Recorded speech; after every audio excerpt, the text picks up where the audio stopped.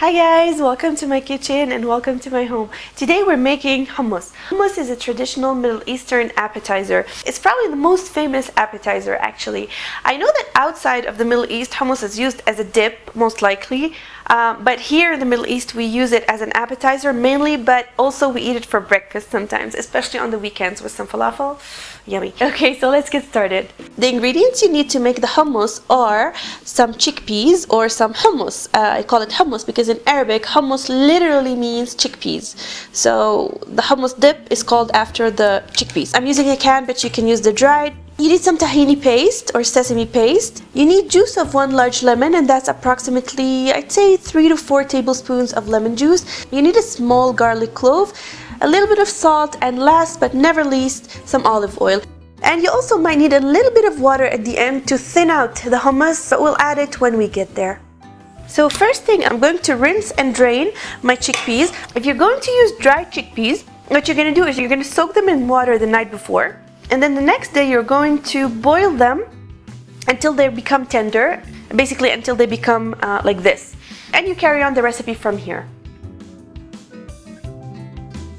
By the way, 1 can yields about 1.5 cups of chickpeas. If you're using dried chickpeas that you have cooked, of course, you would need 1.5 cups of cooked chickpeas. And to that, I'm going to add the tahini. Now, if you haven't used your tahini in a while, you'll notice that the oil will separate from the paste and it will come to the top. So you need to stir it to make it homogeneous.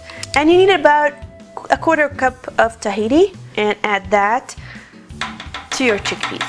And to that I'm going to add my garlic, which I'm going to press or mince, because anyways you're going to puree it all together. And throw your lemon juice in there. About 1/4 to 1/2 teaspoon of salt. And you'll start with a bit and then add more as you need to. And 2 tablespoons of olive oil. And now we're going to process everything together.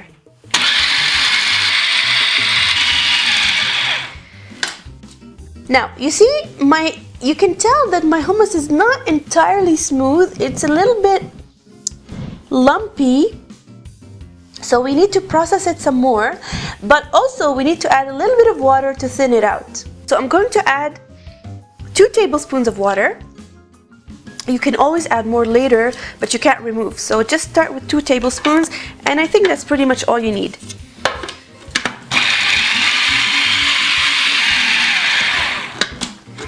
Can you see the difference now? It's much smoother than it was before.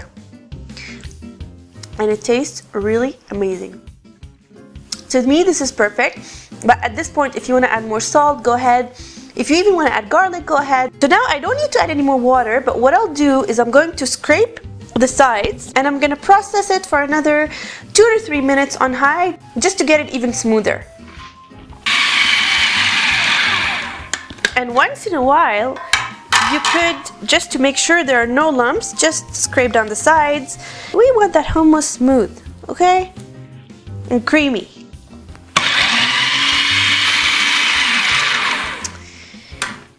And we're done. See how hard it was to make hummus? Not. It's like the easiest thing ever. It's probably the easiest dip you'll ever make. Maybe also the best tasting one. Because we Arabs, we know how to cook, you know? You see this plate, by the way? This is the traditional hummus plate. Somehow you find it in every single restaurant. I don't know where it originated from, but when you see this, you know that it's for hummus. And fool. Fool is fava beans.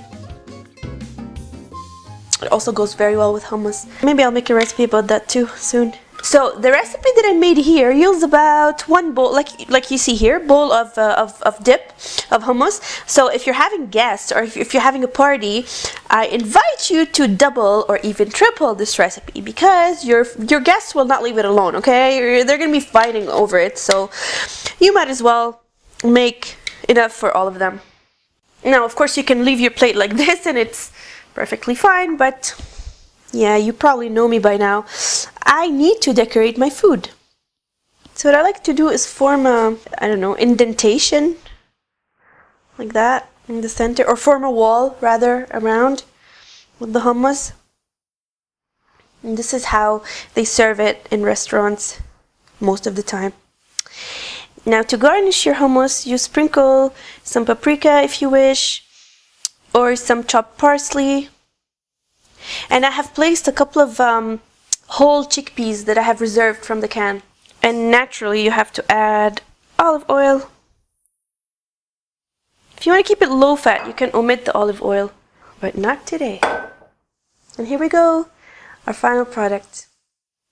Okay, so let's dig in. Now the way you eat your hummus is, like we said before, you either dip your vegetable in it or you dip your pita bread in it and really, really good. Better than store-bought in my opinion. You can adjust it according to your taste. If after you make it the first time you realize you need to add more garlic, then add more garlic. If you need to use less tahini, use less tahini. You made it, so you can do whatever you want with it. I'm gonna stop here because too much carbs at 2 in the morning. And thank you so much for watching. I hope you enjoyed it. I hope you go make it. And please don't forget to subscribe to my channel and to give it a thumbs up. Bye!